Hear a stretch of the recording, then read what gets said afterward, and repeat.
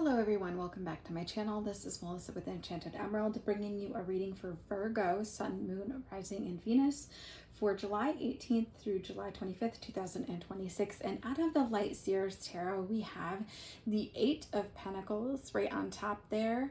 Beautiful colors. We have the Devil card, the King of Swords, and the Tower coming in. So this is really a difficult energy that kind of comes in with this. It's almost as if you've been through a lot of strife, right? You're really going through it right now. The angel number 555 also comes in with this, and it's really just attesting to this transformation that you're currently going through.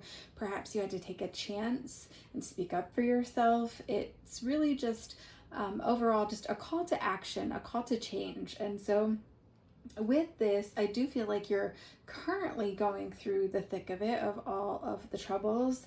And perhaps at one point you had an offer of love come in and it was overwhelming, right? It's this intense, magical feeling that comes in with that.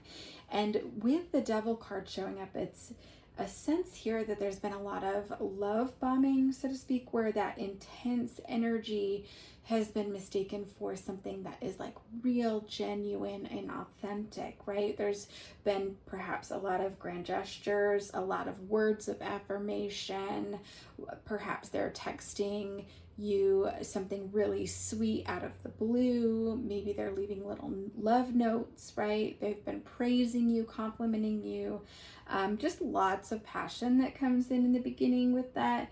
And you took them at their word. Honestly, I feel like you kind of melted at the thought of this being true. I think you perhaps had this feeling that like, well, I'm not really sure. Is this real? And but you let yourself go with it, right? You were willing to take the risk to kind of see where everything went. And so I feel like you can see on this Devil card on the bottom there that this person is attached to this person with strings to the fingers, right? So where you became like a puddle of mush, right, in this person's hands. This is attesting on the card, of course, that you perhaps could feel like they were tugging at your heartstrings, like metaphorically, right? You were there for them. You were ready, you were down for whatever, and you were ready to like be out on a whim at whatever it is that they needed, right? And so it's almost as if you've been intoxicated by that love, right? Where you didn't really have a lot of logic with it. That kind of goes out the window when we have this intense feeling that comes in with love, right? But it might have left you feeling in situations compelled to say yes, even though you wanted to say no. And so there's been a blurring of boundaries, and you haven't really honored yourself for who you are at your core and what you felt was true for you, right? You really compromised that to make sure that this person was happy, that they weren't going anywhere, right? Because you were ready for something real. But unfortunately, it's kind of left you in a bit of a vulnerable state, right? Where you felt the magic of it at one time, but you're not necessarily feeling that now, right? You feel like it's maybe like worn off some of that magic. I feel now that you understand and recognize that blurring of those boundaries has really left you feeling drained. You're tired, right?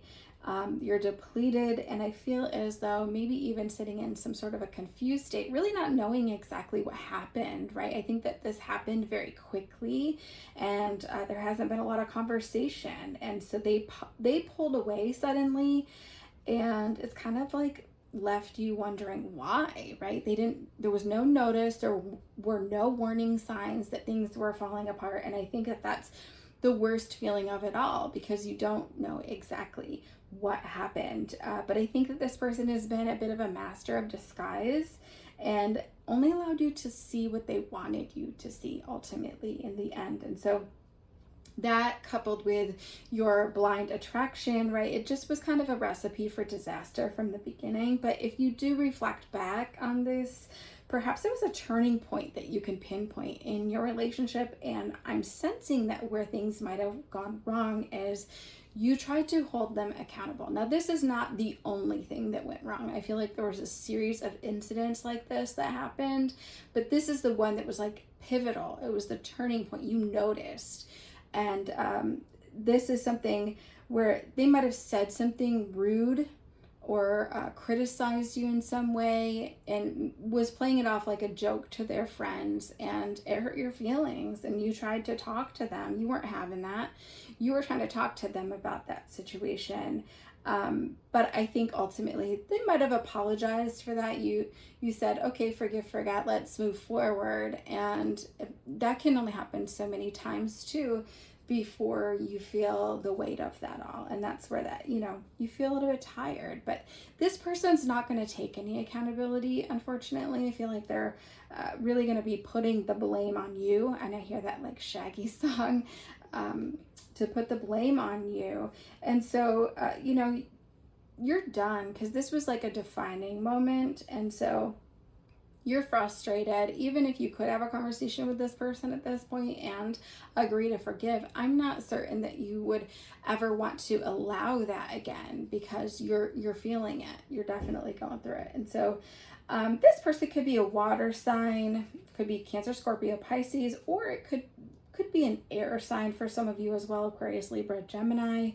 And you can look at this King of Swords there on the top right above that black bird, right? There's a little bit of a like yellow light, right? And it has a triangle with a line through it. And it's really a lot of clarity coming in with this. But you can also see on the bottom, you know what, for me, it speaks that there's been this web of lies, right? All those things on the bottom over the owl, it just looks like a web to me. That's the way I see it. So it looks like there's been a web of lies, but you're going to get clarity through this now as you reflect back on things, because some of that, you're able to see things objectively now. And so it's going to help you to move through this. I think this person is very intelligent and was very easily able to toy with your emotions, so to speak, right? And so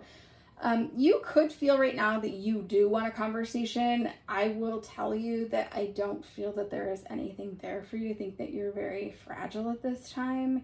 And so there is nothing that's good that's going to come of a conversation with this person, okay?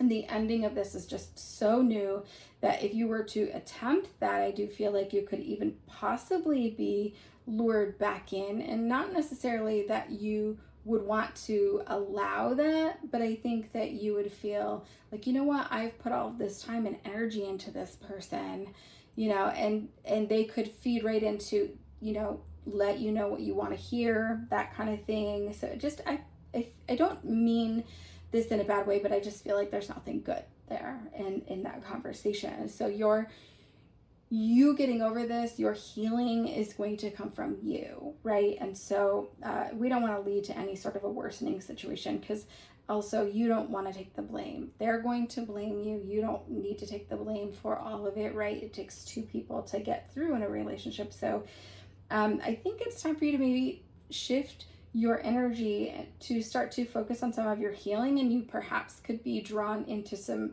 of the healing arts. You can see on that top card, there's journaling, there is candle. The green candle is very symbolic of your overall emotional healing, but I think you could be doing yoga, Reiki, meditation.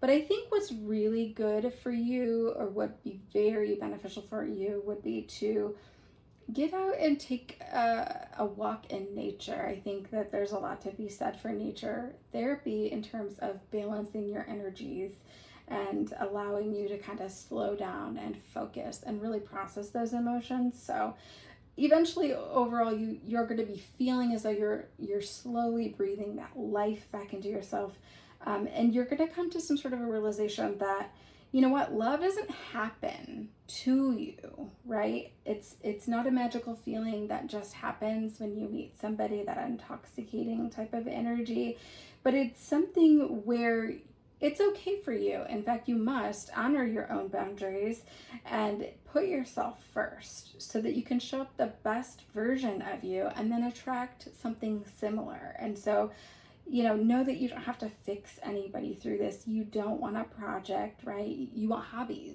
You want fun things, not something that's going to leave you feeling depleted, right? And so overall, you want balance and you want love that is going to be reciprocated. And that's what you'll set out to find on the other side of this. So I wish you all of the best. I do so hope that this helps you in some way. And if it resonates and you feel inclined to share, don't hesitate to comment.